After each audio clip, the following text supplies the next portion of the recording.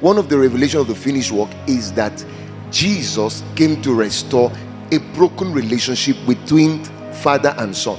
That's why the first thing that tore in the temple, the Jerusalem temple, the synagogue, when the man gave up the ghost, the Bible said that the sun turned into blood. The whole place went black and dark. And then a serious earthquake began to happen on the earth. And what happened after that was the first miracle of the finished work, was that the veil in the temple tore into two. What was that veil doing in the temple? Those days in the Old Testament, in the Old Testament church, in the synagogue or the temple, when they build the temple, they build it in 3 layers. There's the outer court, there is the inner court, then there's the holies of holies. The holies of holies is a symbol of where God lives in heaven.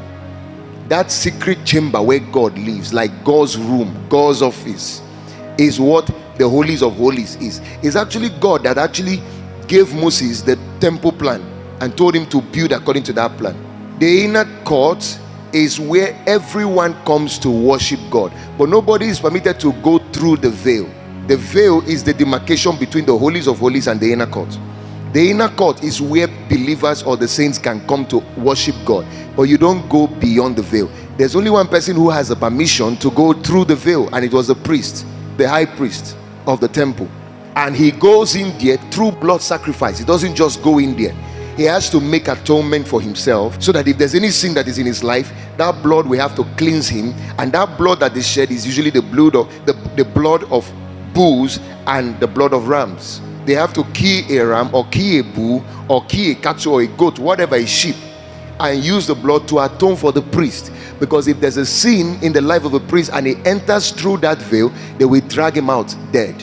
They usually tie a rope around him, and that rope will carry bell, so that if he falls down there and they drag him and he's not making any whatever, that's when they know that the man is dead. They pull him out.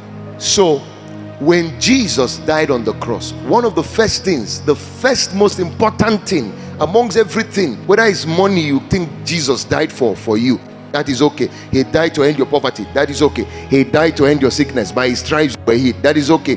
He died so that you have salvation, you can go to heaven, that is okay. Those are all powerful revelations, and I can teach on all that, but I have a different mission here.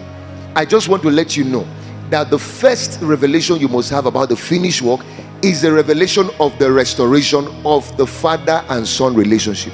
Before the death of Jesus, we were excluded from relating with the Father. We didn't have that right. You couldn't make sacrifice for yourself. You couldn't worship the Father for yourself. You could even pray to the Father for yourself. A priest have to do that. The priest have to go into the temple and pass through the holies of holies and make sacrifice for the people and make intercession for the people. You dare not call the name of God, fire will consume you. God was completely separated from man. There was no fellowship between God and man, no relationship whatsoever. What you people don't know, and I want to let you know, that is the way you relate with any human being. Relating with God like that is possible. Just like you can talk with a person, relate to the person, know how a person is doing, maybe a relationship between spouses or children and parents and all that. The way you can talk to someone and reason with a person, that's what Jesus came to restore. Broken relationship. Unfortunately, there are many Christians in the New Testament who are still trapped in the Old Testament order of relationship. They don't have access to God. They can't even talk with him.